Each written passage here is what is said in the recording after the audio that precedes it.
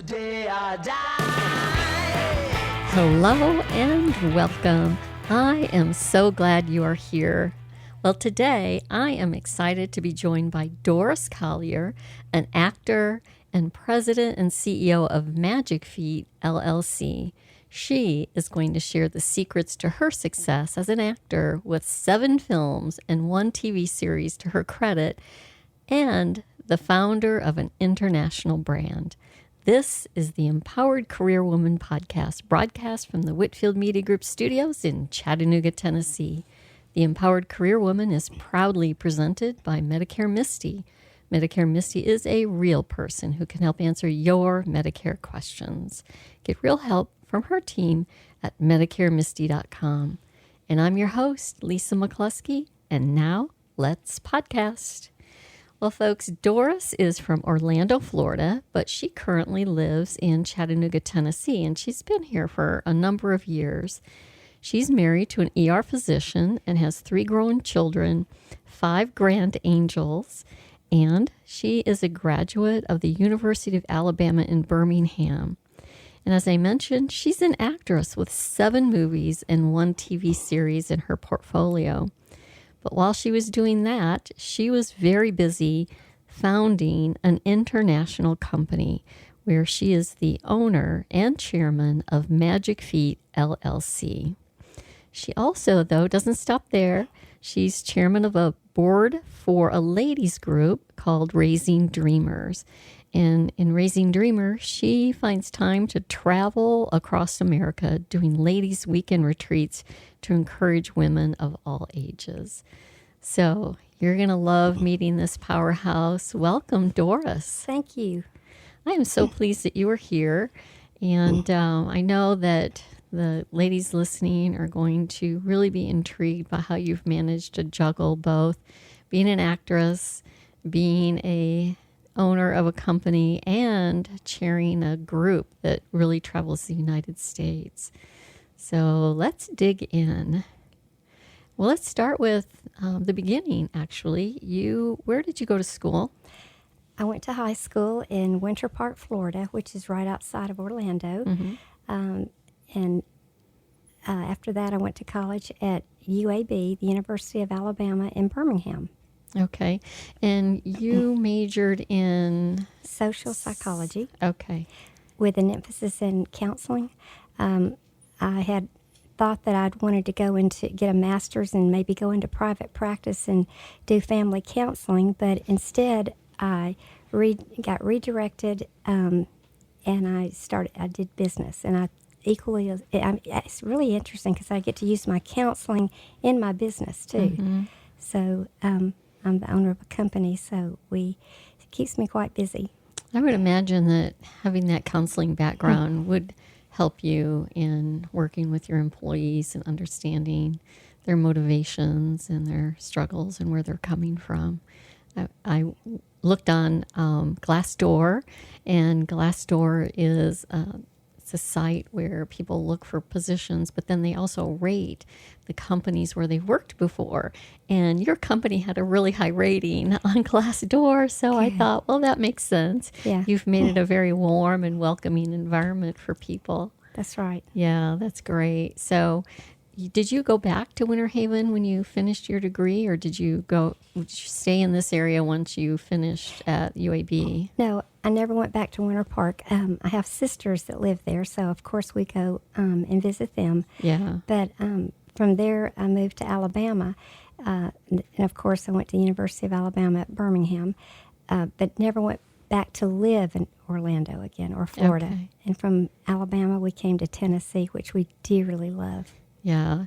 So did you meet your husband in school?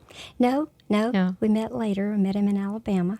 Okay. So, and he went to UAB also, medical school. Oh, okay. But you didn't meet there? No, we met after that. Isn't that funny? Okay. Yeah. That's great. So you, though, didn't end up pursuing a career in counseling. No. How did you get into developing? Tell us about Magic Feet. Okay. Magic Feet, we started that company in 2005. And what motivated me, my husband would come home from work and say, I just really feel so sorry for my patients. It seems like one after another comes in and they're having terrible low back pain. And I said, yeah, it's because they stand on concrete all day.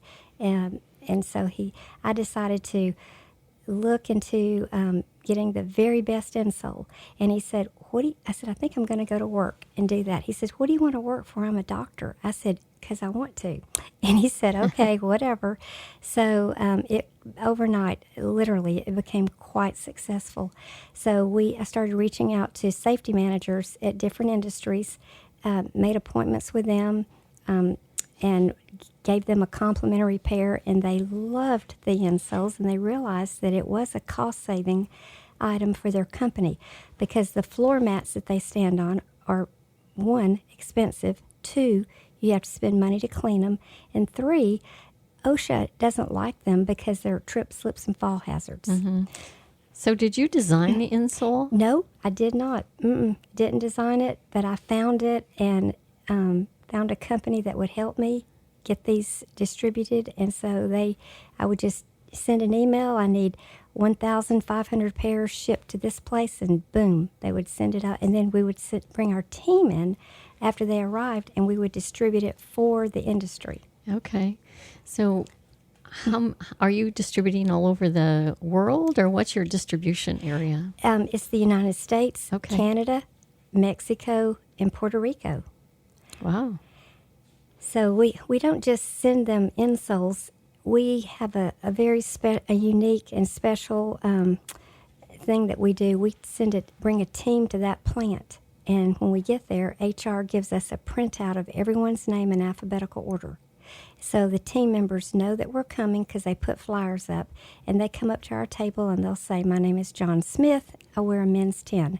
So one of my reps will highlight John's name, and another rep will hand him the men's 10, and that way we know who got a pair and who didn't.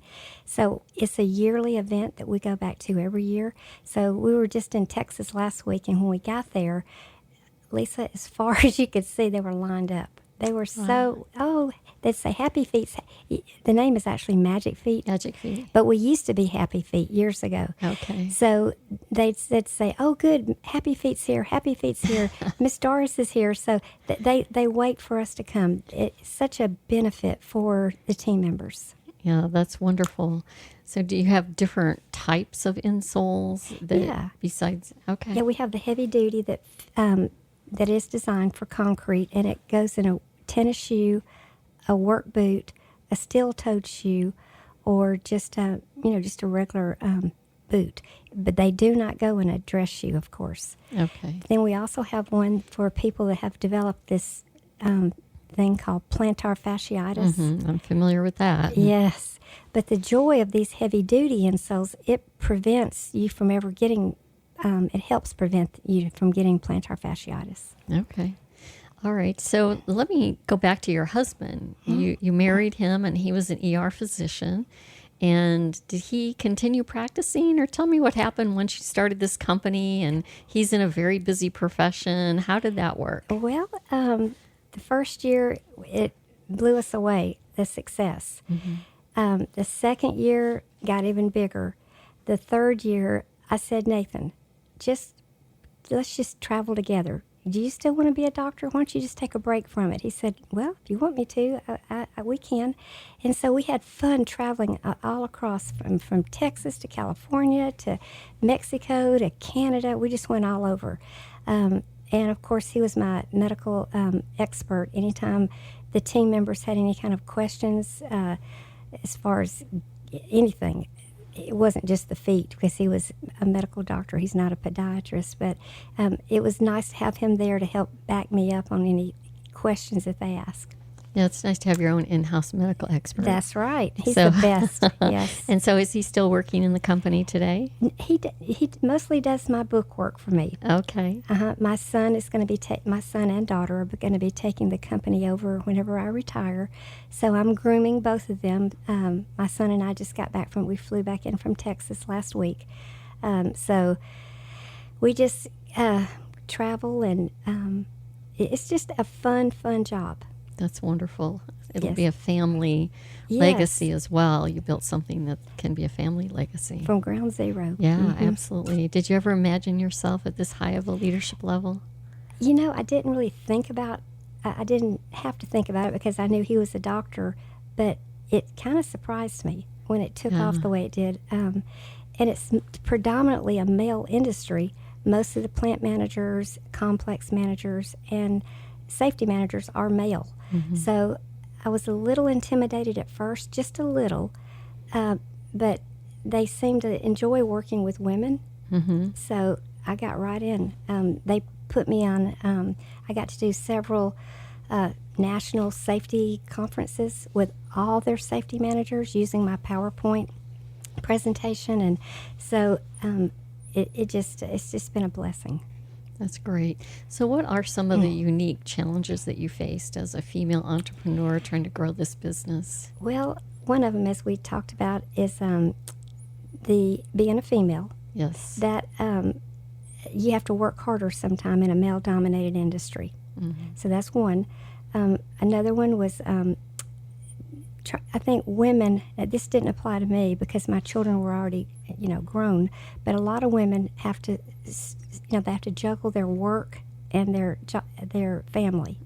Okay, that's another unique challenge that women have, trying to balance it out, and that's not easy, I'm sure. Yeah. Do you think it hurts women when they have to take time off, or they have a baby and they take some maternity leave? Do you think that derails their career a little bit, or do you think is it hard to jump back in and retain your position? Well, I think every woman's different. I know that I never had to face that struggle, and I'm very grateful that I didn't. I do have a dear, dear friend, and she had she was making a 6-digit income in Tennessee, and she had her baby, and she went back to work, and after 3 weeks, she called me in tears. She said, I can't do it. I just can't. I cannot. The pull is too strong. So she's taking a leave of absence while the baby's still little. And I said, you know what? That job or another job will always be waiting, but that baby may not be. That's right. You never get those years back. That's right. With your baby. That's right. Yeah. So, and I think also being a woman, sometimes we're taught not to be assertive. We're to be meek, and that's not necessarily true. We should be assertive, not aggressive, but assertive. And sometimes when you are not assertive, it affects your job. It affects maybe business deals. So men tend to be a little more that way. So that's another unique challenge. And I think sometimes women have to try to prove themselves because they're women, and you shouldn't have to prove yourself. Just be yourself. Yeah. Do you find you were in a manufacturing industry, so did you find yourself adjusting the way you communicate when you're speaking to the men who are in a factory versus other parts of your life? Some. You want to always be professional, so that you do. And, of course, you respect each other. I'm married, and I'm sure most of them are too. So it's just a business thing. But I've always had a warm personality. So I always find out if they're married, how many children they have, and I always ask, can I see pictures of see their pictures, and I just so we become almost like friends. That personal touch. Yes, you got to know them as people. That's right, and not just That's somebody right. You were providing a product to. That's exactly right. Yeah. And one of them called not long ago and their baby was in the hospital, and he said, Doris, I know you're a woman of faith. Will you pray for my little baby? Oh. And I'm having to take 3 weeks off to be with my wife. And I said, let's just pray. I will, but let me just pray for you right now on the phone. And I just prayed God's blessing on him and also his wife and that precious little child. And, of course, now the baby's okay.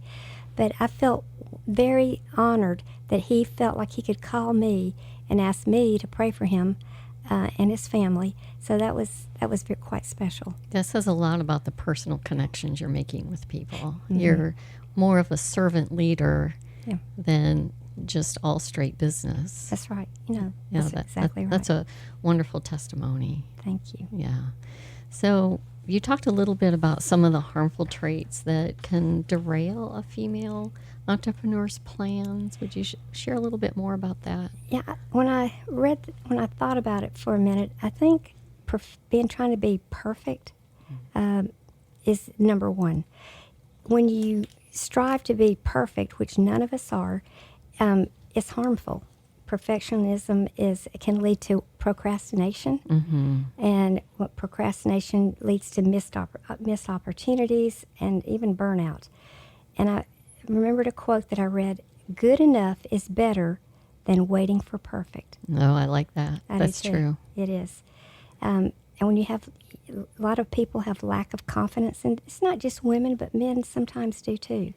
So I think it's just important to realize who you are and know that whatever you're attempting to do, someone's done it before you, and if they can do it, you can too. So, and then there's the fear of failure. I'll have to say that if it did cross my mind, it was very quick. What if it fails? I guess probably the reason I didn't worry about it, because I knew if it failed, so be it. We had a very good income. But that's another thing that I think women, when they go into business, they have a fear of failure, and that's very legit. So something they should. And then another one is people pleasing. Oh, yes. See, and that's probably been my weakest thing, because I want everyone to love me and like me. And someone very wise said to me, "Doris, I want to tell you something." She was just so sweet. She said, "You know, Jesus was perfect." I said, "Yeah." And she said, "Even Jesus couldn't please everybody." That's right. I thought, oh my goodness. That's profound. Yeah. So that was sort of the turning point for me, that if they like me, good. If they don't, that's okay. You cannot be all things to all people. That's right. And another thing is, some people want to overcommit, and you have to be careful not to overcommit, because that just it's just too much. So, and then the most important thing I think in business, one of them, besides being honest and real, is networking. Yes.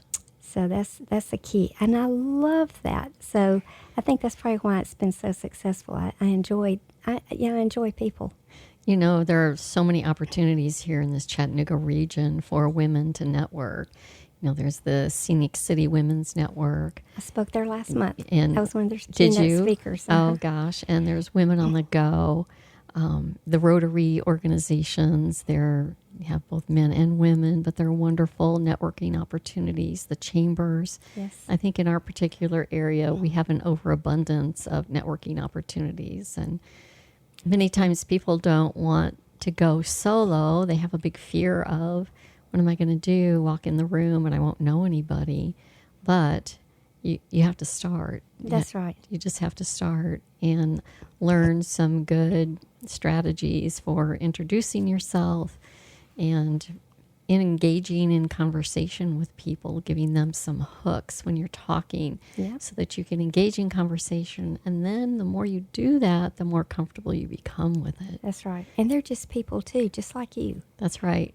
And they all have the same fears that you have, right? Exactly. Everybody has that fear of walking into a room and not knowing anybody and not knowing what to say. Yeah, just go in and say, you know what? I like people, and I think they're going to like me. That's right. I love that. Yeah, that goes back to that self-affirmation, right? Yes. When I went to, I took a class years ago, and I'll never forget this. My professor said, it was about 75 people in the room, "What's the most important word in the dictionary?" Well, someone said love. He goes, "Who else?" And someone said peace, joy. He said, "Every one of you got it wrong." And I said, "Well, what is it?" He said, "It's relationship." Yes. He said, because you can't love someone till you have a relationship. And I've never forgotten that. And I thought, well, that is so true. Yeah. You know, even when Jesus was walking, he said, "Peter, come follow me." Well, Peter didn't know him then, but he made that relationship with him, and then he learned to love him. Right. And I will say that people want to do business with someone they have a relationship with. That's if they have a choice over doing business with a stranger that they don't know versus you, who they maybe see at, the chamber luncheon, they're going to choose you. That's right. That's exactly right. Yeah, that's great. So for you, you quickly started your company, but it seems like it took off right away. Pretty much. Yeah, because I know you didn't have a real period where you were trial and erroring. No. It just seems like you grew. So what are some of the tips you would have for somebody who is in that position? You know, it's the early days. They want to grow. They want to stay innovative. How have you really stayed on top of that and made sure that you didn't grow too fast that you couldn't handle it? Well, one thing, my business was the ergonomic insole and I had a choice. I could ship it to them, or I could make an appointment and go in and meet them face to face. And I always thought that a warm call is better than a cold call. Mm-hmm. So I called and said, my name is Doris Collier, and I am the owner of an ergonomic company, and we are giving all the safety managers a complimentary pair of this insole. Could I come by one day next week for like 10 minutes and give you this insole? He said, sure. You know, everyone wants something free. Right. Something. So I would go in, meet him, and give him his pair, and he said they would immediately, when they put him in, said, these are fantastic.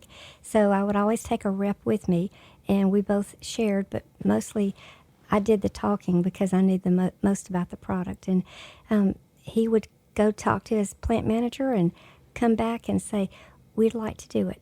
So they would buy them each a pair, sometimes because they had like 1 million hours of safety with no accidents. So this was a gift they would give them. Oh, See? as a safety reward. That's right. Yeah. And sometimes they just a lot of them just buy them anyway because they want to save money on the mats. Mm-hmm. Another thing, those mats, they don't have any arch support. It's just a flat piece of rubber. Whereas these insoles has an arch support. So, and that's important while you're standing or walking on concrete because the total body alignment is so important. Yeah. And your feet's your foundation. So you took a very personal approach to growing your company. You I didn't did. just hire a bunch of salespeople and send them out there. You went business by business yourself. That's right. It was my son and I. And since then, I've hired more, of course, more independent contractors. And we have some in Georgia, some in Tennessee. We have some independent contractors in South Carolina. So we have them just, everywhere. Okay. That's important. It is. Because some people may think that I'll just hire a bunch of really great salespeople and they'll do my work for me. No. You built your foundation piece by piece. Yes. Yeah, that is great.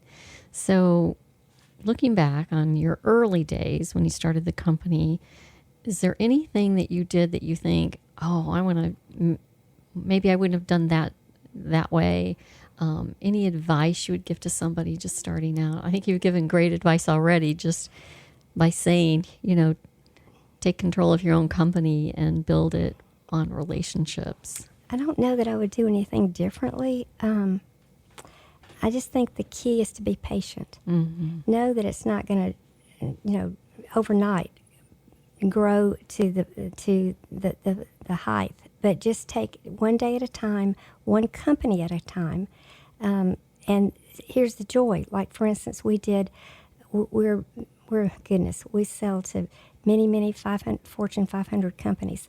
Well, for instance, Pilgrim's Pride, they have them all over the United States. So they'll get on their conference calls and talk about, hey, we had Magic Feet in here, and they were great. Then that safety manager will call me and say, I remember one of them, I remember he texted me, he said, hey, I'm on a conference call. They just gave me your phone number. When can you come to my plant? And I said, where are you located? And he said, Louisiana, I think he said. So it's just amazing how it's like the domino effect. The word of mouth. Yeah. And that goes back to you built a relationship with the person that you were serving, so they're going to tell others about how great your service was and what a great product you have. That's right. And that's far more valuable than traditional advertising. Yes. Word of mouth has a greater weight. That's right. I never, ever did I advertise or do TV commercials or newspaper, none of that. Really? Never, not even $1 spent on that. Not at all. Wow. There's something to that. Yeah. You were able to build this international brand without doing any traditional advertising. That's true. I hadn't even thought about that. Yeah. But you're right. Mm-hmm. Yeah, you should write a book. I've been told that. Yeah. So let's talk about your acting. Oh, fun. Yeah. How did you get into acting? Okay, it goes back to when I was 5 years old. My mother would do my hair in the little Shirley Temple curls. And I was real bubbly and real outgoing. I never met a stranger. And people would say over and over and over again to my mother, they would say, Dorothy, one day Doris is going to be a movie star. Well, Lisa, if you hear something enough, you believe it. Yeah. And that's good things Right. or bad things. So after hearing a movie star, all that time, I said to my mother, what's a movie star? And she said, oh, it's someone that's on TV or they do movies. So I kept hearing it through the years. So when I became a senior at Winter Park High School, I signed up for drama. And my mother saw my schedule on the kitchen table and she said, why are you taking drama? I said, well, because I'm going to be a movie star. Because I'd been told that all my Right. life. She said, oh, honey, no. No. You can't do that. We did not raise you that way. Hollywood's not a place for nice young ladies like you. Well, it puzzled me because in my mind I thought I was going to be a movie star, but I trusted her judgment. And she said, now you can go ahead and take drama. That's fine. Take it in high school, but that's as far as it goes. So I took drama and I loved it. But in the back of, obviously I didn't major in drama. I majored in psychology and counseling. But in the back of my mind, all these years, I wonder what it would have been like to be a movie star. So one day, I get this private message from this movie producer, and it said just one thing. Would you be willing to audition for a movie? Well, I thought, how dare him ask me a question. I didn't know who he was. And I deleted him. Well, 3 days later, he sent me another private message and said, oh, Miss Collier, I'm so sorry. I forgot to attach Hollywood's credentials, and I forgot to attach my attorney's name and number, even had his cell number. Then it looked legit. Mm-hmm. So I showed my husband, and he called the lawyer, and the lawyer said, yeah, he's legit. He's a very good movie producer. So I told him, Nathan said, well, you need to call him then. I said, no, I want to wait a few days. I'm real big on doing things my way, and I've found that usually doesn't work. So I'm real big into just praying about things and asking God to direct my steps. So I said, I'm just going to pray about it. He goes, no, God wants you to do it. I said, how do you know? You hadn't prayed 1 second, not even a second. But so I waited a few days, and I called the producer back. He sent me the script. My husband put a tripod up in our den, and I had learned the lines, and I sent it to him. Well, I didn't hear anything from him except that he received it for about 4 weeks. And it's because they had multiple people that, wanted that role. And they narrowed it down to 3 of us, and they put all 3 of us up on the big screen, and they said, she's it. It was me. And I got the part, and I've been doing them ever since. So I tell my children, sometimes God doesn't give you what you want when you want it. And there is no telling what he protected me from all those years. Right. So tell us, what are some of the movies that you've been in? Okay, the first one was a Christmas movie, Okay. The Borrowed Christmas. Another one was about a girl named Faith, and it's called Saving Faith. One is called The Colors of Emily. It's a romantic comedy. I'm sorry. Romantic comedy. And another one is, 94 Feet. It's a true story about men that went down in a coal mine, and they got trapped. Yeah, it's really something. And then I did a TV series. I had 1 episode in the Dream Motel. Okay. That was fun. And let's see, the last one was last year. I went to Minnesota and Wisconsin. Went to Wisconsin, and we did a movie called One by One. And it's a true story about a man that almost died, and he didn't die, and he came back and decided for the rest of his life he wouldn't be a police officer, but instead he would go into the ministry and try to change people's lives one by one. And I was one of those ones. Oh, and that's a true story. It's a true story. Oh, gosh. I'm going to have to make some notes in the show description so people can go and look for those movies. Yes. That's great. So are you going to keep acting? Yeah, there's one in the works right now. A real big one. So that I'll know more about that in a few weeks. Okay. So if somebody out there is listening and they think they would like to break into acting, what tips do you have for them? Well, it usually doesn't come the way it happened to me. Just get out of the clear. But probably there are workshops in Nashville. Now, I went to one about 3 years ago, and I enjoyed it. Probably just they're all over the internet, acting workshops. Mm-hmm. And then number two is you can hire an agent. Now, I've never had an agent. Really? Still? Never. This day? To this day, I've never had an agent. Huh. They just come out of the blue. I get contacted, and they see my film, and a producer will call me. So, no, I've never had an agent. That's remarkable. It really is. Yeah. Wow, that's great. So we'll look for those workshops that people could go to if they're interested in. I know here in Chattanooga there's a playhouse, and they do live plays here. So that might be a way for people to kind of get their feet wet is to join community theater. Yeah, that's right. I woke up this morning stressing about a plan. Don't know which one to pick, I might need a hand. Hi, they call me Medicare Misty. She'll help to make the process smooth as whiskey, don't worry. We work with several different carriers to make sure your coverage is not limited by a single company. Visit MedicareMisty.com and book your appointment today. Don't worry, guarantee you'll be happy. All right, so now let's shift gears. I want to talk about raising dreamers. So how did you come to develop that? First tell us what it is and what you do and how that came to be. Okay, Raising Dreamers is a organization that I'm chairman of the board of. I'm not sure if any of our listeners are familiar with the movies. One of them is I Can Only Imagine. Yes. Okay, that is produced by John and Andy Irwin. Well, their mother is Sheila. So Sheila contacted me and said, Doris, I really think that we should do a ladies' ministry and go to different churches across the United States and speak life into women, life and wisdom. So we have a teaching team of 5 ladies.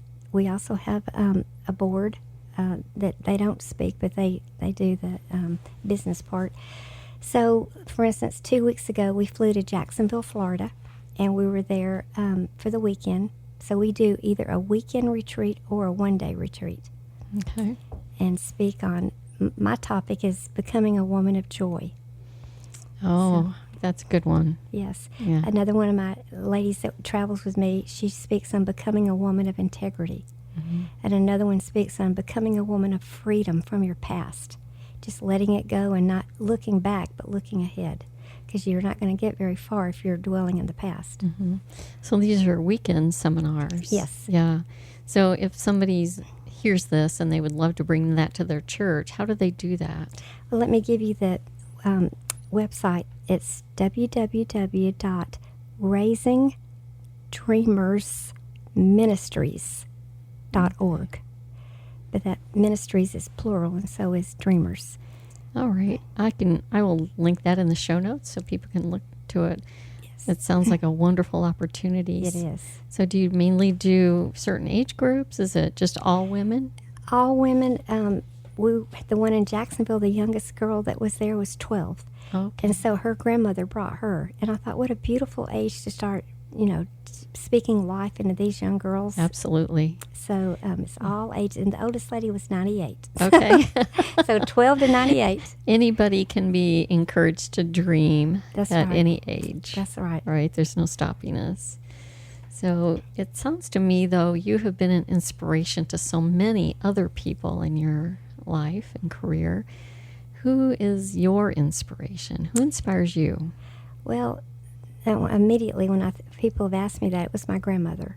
Okay. She's not living anymore, but I'm named after her, Doris Rebecca, and her name was Doris Rebecca also. And I named my daughter Julie Rebecca, and of course she named her daughter Naomi Rebecca. Oh. So we kept Rebecca as a family name. So she would always tell me, Doris, always have a good attitude. And so when I find myself slipping into, being negative, I remember what she said to me, and I shift gears, and I choose to not be negative. I choose not to just walk. Dr. Stanley one time said, he was my favorite pastor. He said, he asked a lady one day at church, well, how are you doing? And she said, well, Dr. Stanley, under the circumstances, and he said, stop. What in the world are you doing under those? So that's what sort of like what my grandmother was saying. Right. Have a good attitude, stay on top. Because I remember she saying to me one time, if you don't, you'll have a self-pity party. Right. And there's not a party that's the saddest party in the world because nobody goes to it but you. That's right. And people don't like to be around negative people. Nobody wants to be drugged down. No. Everybody has their own issues, their own problems, their own crises they're dealing with. And when you come in and just dump on them, you know, they don't want to be around somebody like that. Right. So choose joy. Choose joy. And is it easy? No. No. But you know what?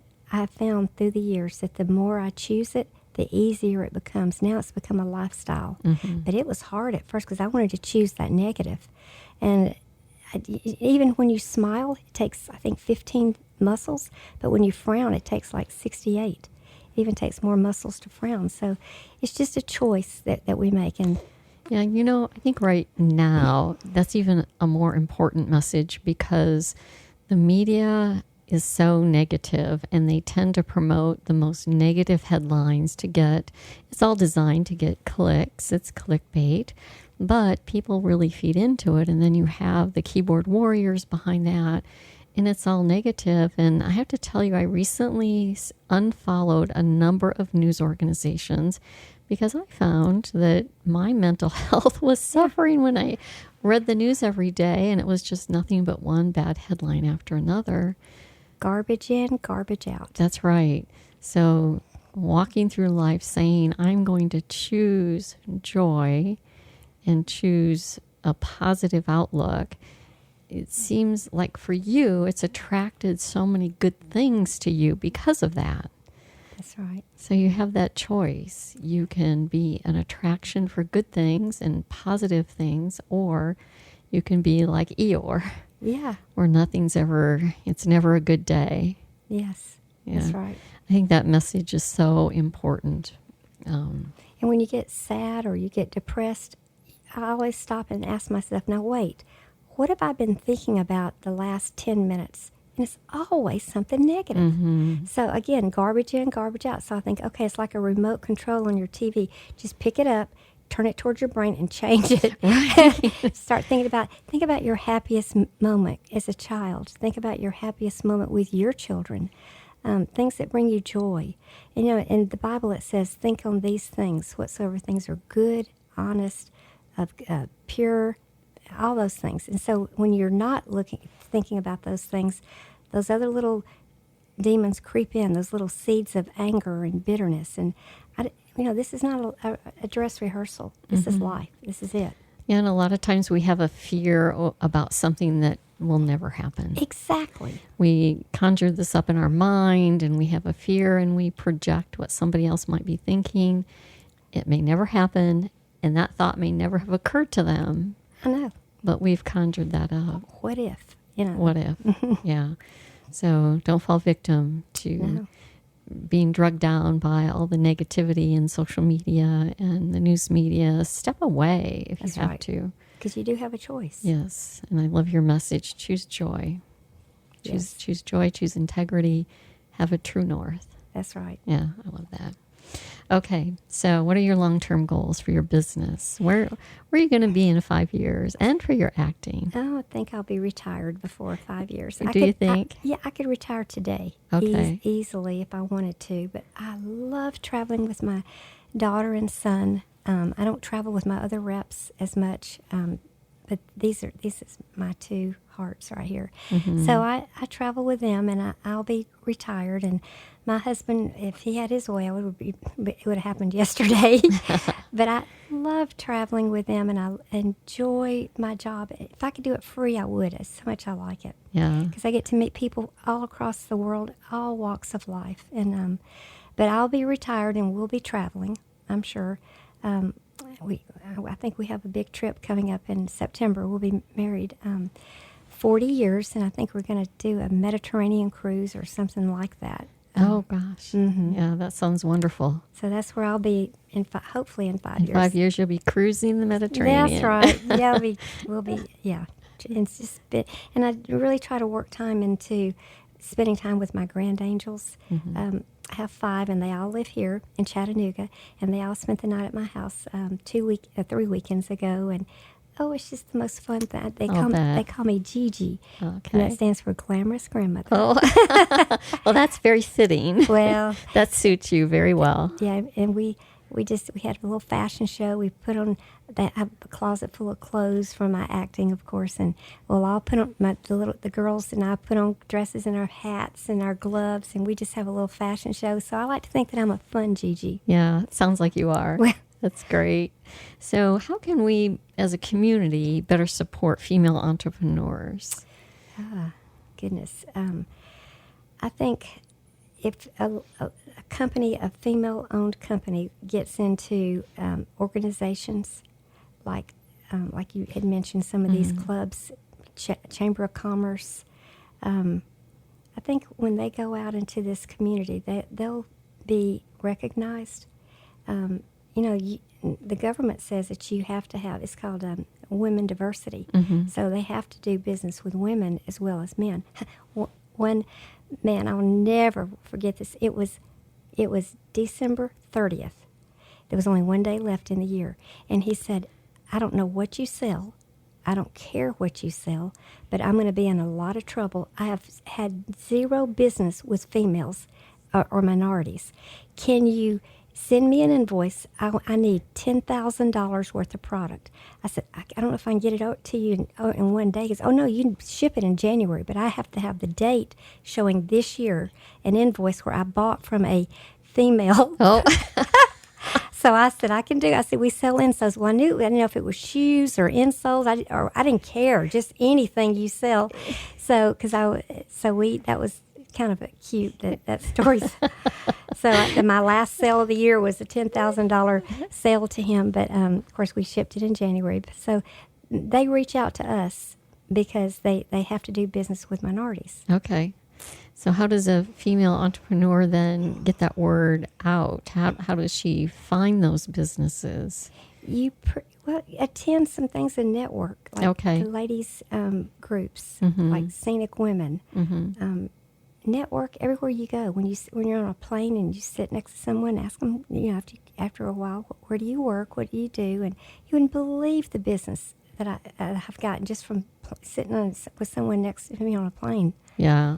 When I was traveling for business, I would never sit there with headphones on or block myself out. I always talked to my seatmate to find out what they were doing. And they have incredible stories. Yeah, and then you do make connections. So that's great advice. Yes. Just be open to talking to people wherever you go. That's right. Because I tell people it's not about the soul, S-O-L-E.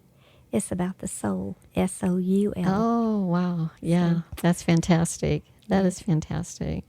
So let me ask you this question. If a woman has an idea of a business she would like to start and she's hesitant, what would you say to her? Just do it. Just do it. Just do it. Go out there and just try it. You might be surprised at how much you like it. Don't let your fears overtake you, and just because fears can just be overwhelming, and it can paralyze you. So, and you don't have to be successful overnight, but just take a tiny little step, like pick up the phone, like what I did. I called a safety manager and said, could I come by next week? We're giving all the safety managers a complimentary pair of these ergonomic insoles. And if I had 2 people in my whole life say no, 2. Wow. Sure did, because everyone wants something for nothing. That's right. And so, and I keep a little notebook when I talk. I'll put the date that I called, the company, the person, his extension, and one of them said, you can, but my son is having surgery the next week. Can you call me after I get back? Well, I made a note real quick. His son's having surgery, and he even told me what kind and so forth. So when I called back, first thing I did was, after I introduced myself, first, before we talk about the insole, how did your son do on his surgery? Back to that personal connection. Yes. He said, Yeah. how did you know that? I said, you told me that he was having surgery and you couldn't. He said, oh, yeah, I did tell you that. He said, well, thank you for asking. He said he did quite well. So when I went by to see him, the boy happened to be a teenager. So when I went by, I gave the safety manager a complimentary pair, and I also took a pair to give to his son, because his son was an athlete. He told me that. So these go into tennis shoes. So I took the men's sizes. I knew if I took all of them, I'd have one of them would be the right size. So I left him a pair, and he said that was just really impressive that I gave his son a pair. I said, well, he needs something to cheer him up after surgery. That's right. Sounds to me like it comes down to also paying attention. Yeah, listening too. Listen. That could have just flown over my head about his son, but that was important. That's his son. So make notes when you talk to people, and because you can't remember every little detail, because there's so many people you talk to. That's right. Pay attention, make notes, and then create a personal connection based on what you've learned. That's right. That sounds like a great plan. You've executed that very, very well. Thank you. Yeah.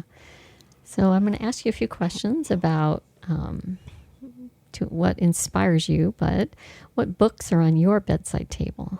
Well, one of my favorites, of course, is God's Word. I try to read a chapter a day.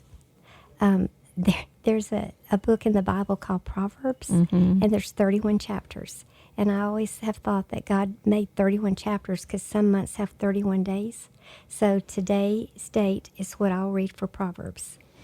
And that, because Proverbs is so rich in telling you what kind of man to marry, what kind of man not to marry, what kind of friends to have. Show me your friends and I'll show you your future.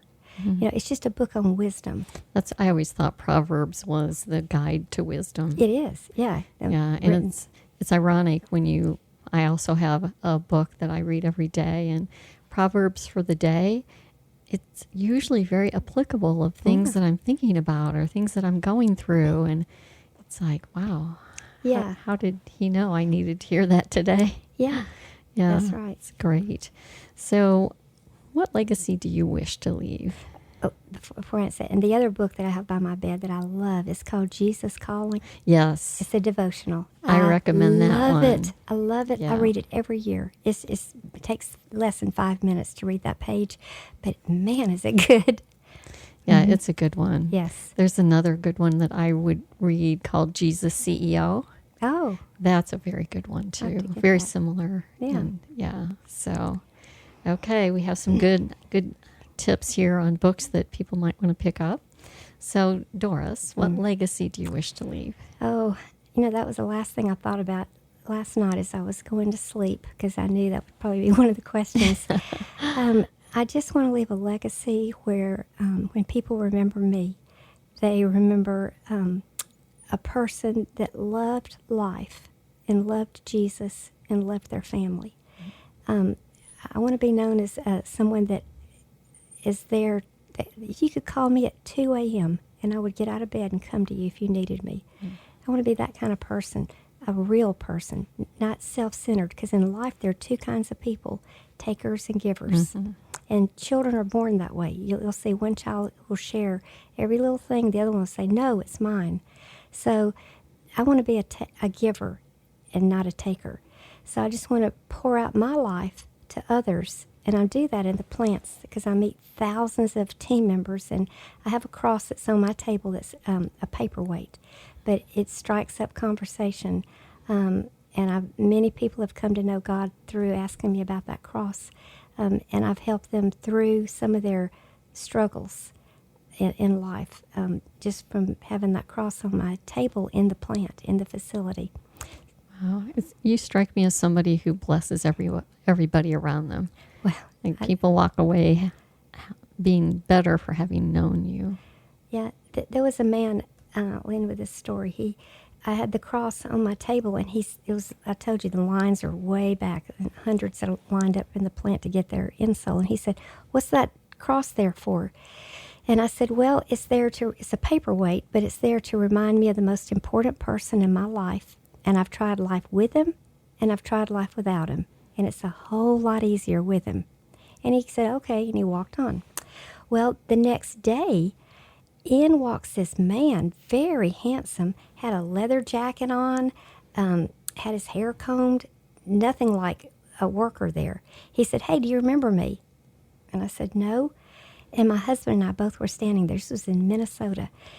He said, I came through the line. Of course, I had my face mask on and everything. And you probably don't recognize me. I said, no, I don't. He said, well, all night that statement haunted me. And I'm on my way to the bar. And I told my wife, I'm going to stop by the plant and ask her, what did she mean? I've tried life with him and tried life without him. So I said, well, have a seat right here. And no one was in that. It was a huge cafeteria. No one was in there but just my husband and myself and, of course, the workers that did the cafeteria and that were cooking the food. And I shared my testimony with him. He prayed to receive Christ with me. He picks up the phone, puts it on speaker, calls his buddies, and they're at a bar, and it's glaring. I mean, the noise is so loud. He goes, hey, I'm not coming tonight. And they said, what do you mean you're not coming? He said, you heard me. I'm not coming. They said, we've already ordered 3 pitchers of beer. He said, that's fine, but I'm not coming. I'll talk to you later. Hung up. Then he picked his phone up, and he called his wife. And he said, do you remember I told you on the way to the bar? Because he goes every Friday night, he said, to the bar with his buddies. I was going to stop by and ask that lady what she meant by, I've tried life with him and tried life without him. He goes, well, I'm here with her now in the cafeteria, and I want you to know that I'm not going to the bar tonight. I'm coming home. Oh. And she said, oh, my goodness, I've prayed this for years that this would happen. And he said, I'm coming home. I'm giving that life up. It's just a dead-end road. So since then, I gave him my email, and he and his wife both email me.